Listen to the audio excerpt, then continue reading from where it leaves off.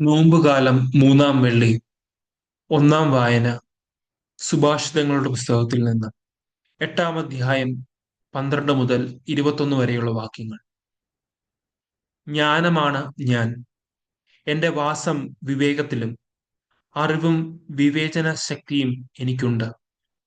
ദൈവഭക്തി തിന്മയെ വെറുക്കലാണ്. അഹംഭാവം, ഗർവ്, ദുർമാർഗം, ദുർവചനം എന്നിവ ഞാൻ വെറുക്കുന്നു.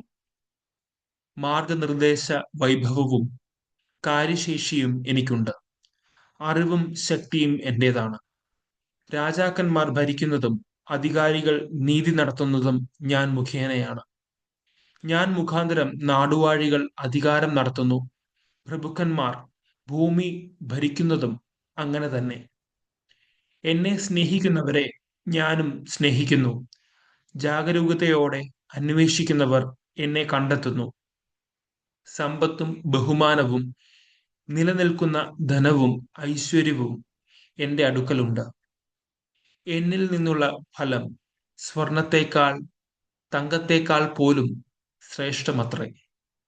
എന്റെ ഉൽപ്പന്നം വിശിഷ്ടമായ വെള്ളിയേക്കാളും. ഞാൻ നീതിയുടെ മാർഗത്തിലും ന്യായത്തിന്റെ പാതകളിലും ചരിക്കുന്നു.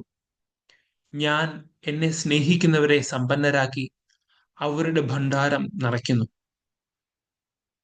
രണ്ടാം വായന ആമോസ് പ്രവാചകന്റെ പുസ്തകത്തിൽ നിന്ന്. 5-ാം അധ്യായം 1 മുതൽ 7 വരെയുള്ള വാക്യങ്ങൾ.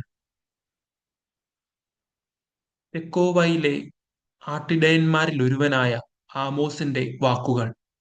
യൂദാ രാജാവായ ഉസിയായുടെയും ഇസ്രായേൽ രാജാവും യോവാഷിന്റെ പുത്രനുമായ ജെറൊബോവാമിന്റെയും കാലത്ത് ഭൂകമ്പത്തിന് 2 വർഷം മുമ്പ് ഇസ്രായേലിനെ കുറിച്ച് അവനുണ്ടായ അരുളപ്പാട്. അവൻ പറഞ്ഞു, സിയോനിൽ നിന്ന് കർത്താവ് ഗർജിക്കുന്നു, ജെറുസലേമിൽ നിന്ന് അവിടുന്ന് അരുൾ ചെയ്യുന്നു. ഇടയന്മാരുടെ മേച്ചിൽ സ്ഥലങ്ങൾ വിലപിക്കുന്നു, കാർമൽ മലയുടെ മുകൾ പരപ്പ് കരിയുന്നു. കർത്താവ് അരുൾ ചെയ്യുന്നു, ദമാസ്കസ് ആവർത്തിച്ചു ചെയ്ത അതിക്രമങ്ങൾക്കുള്ള ശിക്ഷ ഞാൻ പിൻവലിക്കുകയില്ല. കാരണം അവർ ഗിലിയാദിനെ ഇരുമ്പ് മെതിവണ്ടി കൊണ്ട് മെതിച്ചു. ആകയാൽ ഞാൻ ഫസായേലിന്റെ ഭവനത്തിന്മേലും അഗ്നി അയക്കും. ബെൻഹാദാദിന്റെ ശക്തിദുർഗങ്ങളെ അത് വിഴുങ്ങിക്കളയും. ദമാസ്കസിന്റെ ഓടാമ്പൽ ഞാൻ ഒടിക്കും. ആവൻ താഴ്വരയിൽ നിന്ന് അതിലെ നിവാസികളെ ഞാൻ വിച്ഛേദിക്കും. ബഥേദനിൽ നിന്ന് ചെങ്കോൽ എന്തുന്നവനെയും സിറിയക്കാർ കീറിലേക്ക് പ്രവാസികളായി പോകും. കർത്താവ് അരുൾ ചെയ്യുന്നു. കർത്താവ് അരുൾ ചെയ്യുന്നു, ഗാസ ആവർത്തിച്ച് ചെയ്ത അതിക്രമങ്ങൾക്കുള്ള ശിക്ഷ ഞാൻ പിൻവലിക്കുകയില്ല. കാരണം ഏദോമിന് വിട്ടുകൊടുക്കാൻ വേണ്ടി ഒരു ജനത്തെ മുഴുവൻ അവർ തടവുകാരായി കൊണ്ടുപോയി. ഗാസായുടെ മതിലിന്മേൽ ഞാൻ അഗ്നി അയക്കും. അവളുടെ ശക്തിദുർഗങ്ങളെ അത് വിഴുങ്ങിക്കളയും. മൂന്നാം വായന പൗലോസ് ശ്ലീഹ കൊറിന്തോസിലെ സഭയ്ക്ക് എഴുതിയ 2-ാം ലേഖനം 9-ാം അധ്യായം 11 മുതൽ 15 വരെയുള്ള വാക്യങ്ങൾ. നിങ്ങൾ ഉദാരശീലരാകേണ്ടതിന് ദൈവം നിങ്ങളെ എല്ലാവിധത്തിലും സമ്പന്നരാക്കുകയും അത് ഞങ്ങളിലൂടെ ദൈവത്തിന് കൃതജ്ഞതാ സ്തോത്രമായി പരിണമിക്കുകയും ചെയ്യും. എന്തെന്നാൽ സേവനത്തിന്റെ ഈ ശുശ്രൂഷ വിശുദ്ധരുടെ ആവശ്യങ്ങൾ നിറവേറ്റുക മാത്രമല്ല, ദൈവത്തിന് അർപ്പിക്കുന്ന നിരവധി കൃതജ്ഞതാ സ്തോത്രങ്ങളിലൂടെ കരകവിഞ്ഞൊഴുകുക കൂടി ചെയ്യുന്നു.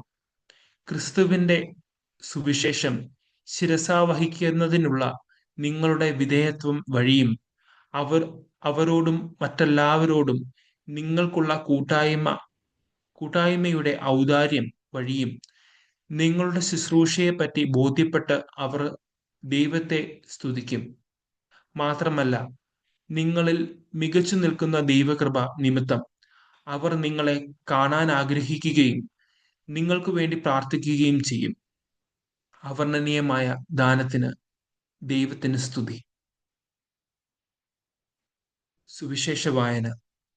വിശുദ്ധ ലൂക്ക എഴുതിയ സുവിശേഷം 12-ാം അധ്യായം 29 മുതൽ 34 വരെയുള്ള വാക്യങ്ങൾ. എന്തു തിന്നുമെന്നോ എന്തു കുടിക്കുമെന്നോ അന്വേഷിക്കേണ്ട, ആകലിച്ചുത്തരാവുകയും വേണ്ട. ഈ ലോകത്തിന്റെ ജനതകളാണ് ഇതെല്ലാം അന്വേഷിക്കുന്നത്. നിങ്ങൾക്ക് ഇതെല്ലാം ആവശ്യമാണെന്ന് നിങ്ങളുടെ പിതാവിനറിയാം. നിങ്ങൾ അവിടുത്തെ രാജ്യം അന്വേഷിക്കുവിൻ, ഇവയെല്ലാം അതോടൊപ്പം നിങ്ങൾക്കും ലഭിക്കും. ചെറിയ അജഗണമേ, ഭയപ്പെടേണ്ട. എന്തെന്നാൽ നിങ്ങൾക്ക് രാജ്യം നൽകാൻ നിങ്ങളുടെ പിതാവ് പ്രസാദിച്ചിരിക്കുന്നു.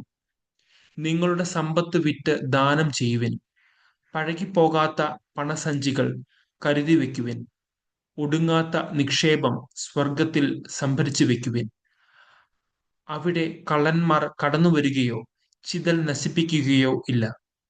നിന്റെ നിക്ഷേപം എവിടെയോ അവിടെ നിന്റെ ഹൃദയവും. നമ്മുടെ കർത്താവായ മിശിഹായ്ക്ക് സ്തുതി.